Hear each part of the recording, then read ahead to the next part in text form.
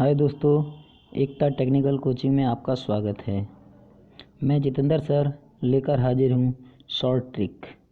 अब आपको टेक्निकल से संबंधित नई नई शॉर्ट ट्रिक प्रतिदिन मिला करेगी।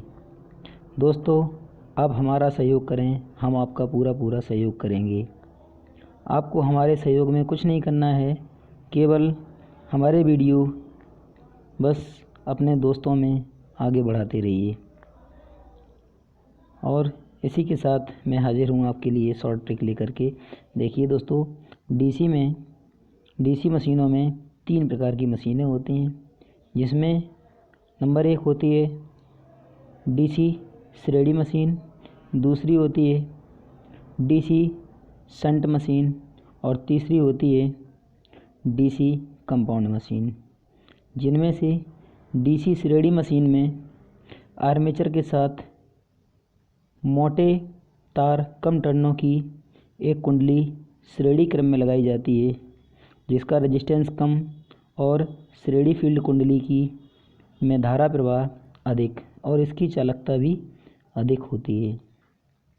दोस्तों, डीसी शंट मोटर में आर्मेचर के समांतर क्रम में पतले तार अधिक फेरों की एक कुंडली लगाई जाती है, जिसका प्रतिरोध अधिक तथा इसमें प्रवाहित होने वाली धारा और चालकता दोनों की कम होती हैं। इस मोटर की एक और विशेषता है कि यदि इस मोटर के शंट फील्ड या शंट कुंडली के साथ कोई एक प्रतिरोध लगा दिया जाए तो इस मोटर की गति बढ़ जाती है। और एक और विशेषता है, यदि शंट मोटर की शंट फील्ड कुंडली चलती हुई अवस्था में खुल जाए तो शंट मोटर अनंत गति प्राप्त कर लेती है, क्योंकि पूरी की पूरी धारा शंट मशीन के आर्मेचर से होकर के प्रवाहित होने लगती है। जब शंट खुल जाएगी तो शंट से होकर के कोई धारा प्रवाहित नहीं होगी। दोस्तों, और कंपाउंड मशीन में श्रेणी और शंट फील्ड दोनों की कुंडलियाँ होती हैं। कंपाउंड मशीनें मुख्य रूप से 2 प्रकार की होती हैं। कंपाउंड मशीनें 2 प्रकार की होती हैं, एक होती है लॉन्ग शंट कंपाउंड और एक होती है शॉर्ट शंट कंपाउंड। दोस्तों, लॉन्ग शंट कंपाउंड में होता है, मतलब हमारे कहने का मतलब है, इस प्रकार से हम बना सकते हैं लॉन्ग शंट कंपाउंड मशीन। ऐसे ये श्रेणी फील्ड हो गई और इसके साथ ये आर्मेचर हो गया और इसके साथ में ये एक अधिक फेरों वाली कुंडली हो गई। इस कुंडली को हम श्रेणी फील्ड कुंडली कहेंगे। यहाँ जो लगाई गई इसको हम समांतर फील्ड कुंडली कहेंगे। यहाँ जो लगाई गई आर्मेचर के श्रेणी में इसको श्रेणी फील्ड कुंडली कहेंगे और यहाँ पर लगाया गया है आर्मेचर। ठीक है। अब यहाँ से जो धारा प्रवाहित होगी वो इधर श्रेणी फील्ड कुंडली से और शंट फील्ड कुंडली दोनों से होकर के प्रवाहित होती है। जब इस शंट फील्ड कुंडली मतलब पतले तारों की कुंडली को श्रेणी फील्ड कुंडली के एक सिरे से और तथा दूसरे तरफ आर्मेचर के साथ एक सिरे से संयोजित किया जाए तो मशीन लॉन्ग शंट कहलाती है। और शॉर्ट शंट मशीन में होता क्या है कि शंट फील्ड कुंडली को आर्मेचर के दोनों ओर शंट फील्ड कुंडली को संयोजित किया जाता है और श्रेणी फील्ड कुंडली दोनों मतलब आर्मेचर और शंट फील्ड कुंडली को समांतर में जोड़ करके तत्पश्चात श्रेणी फील्ड कुंडलन को उसके श्रेणी में संयोजित किया जाता है। जैसे देखते हैं,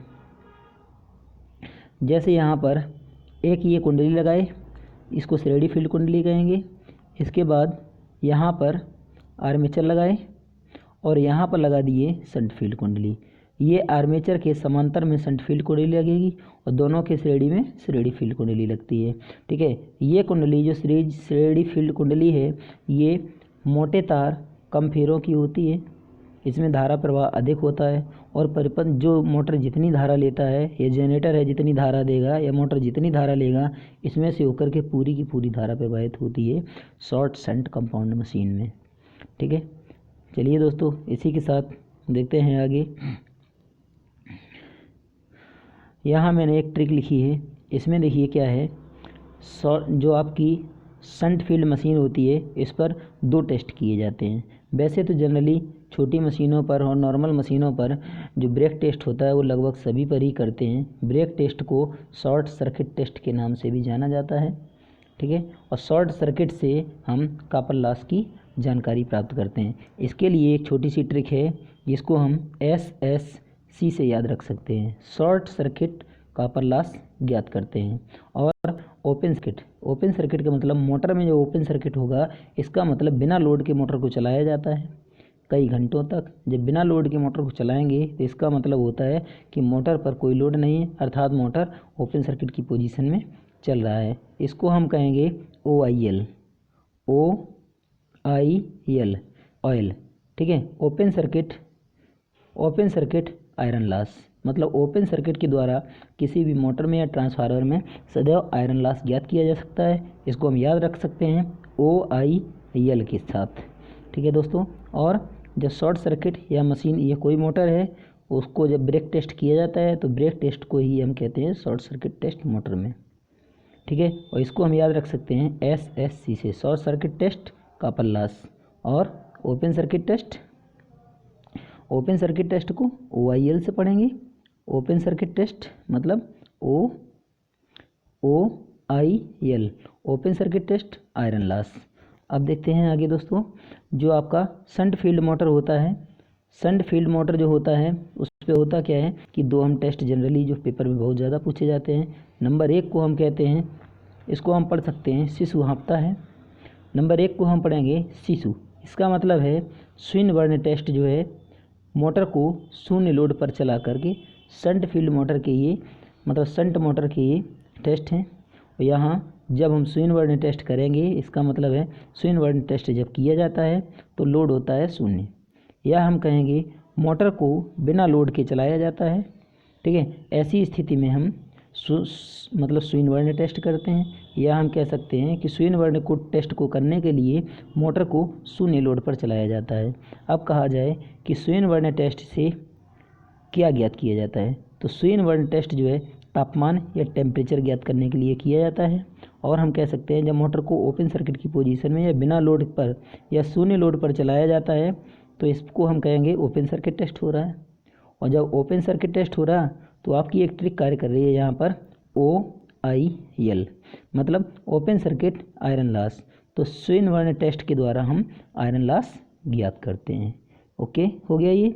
अब देखते हैं दूसरी पोजीशन में यहाँ है हाँफता है, इसको हम कहेंगे हाफकिंसन टेस्ट। फर्स्ट से हो जाएगा आपका फुल लोड। हाफकिंसन टेस्ट जो है वो फुल लोड की पोजीशन में किया जाता है। फुल लोड का मतलब मशीन पर पूरा का पूरा लोड होना चाहिए, फुल लोड होना चाहिए मशीन पर।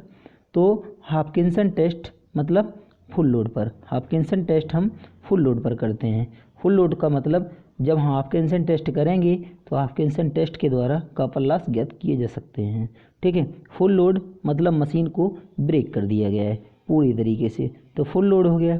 तो शंट मोटर में हाफकिंसन टेस्ट फुल लोड पर किया जाता है और स्विन बर्न टेस्ट शून्य लोड पर किया जाता है दोस्तों, इससे आप याद रख सकते हैं, ठीक है।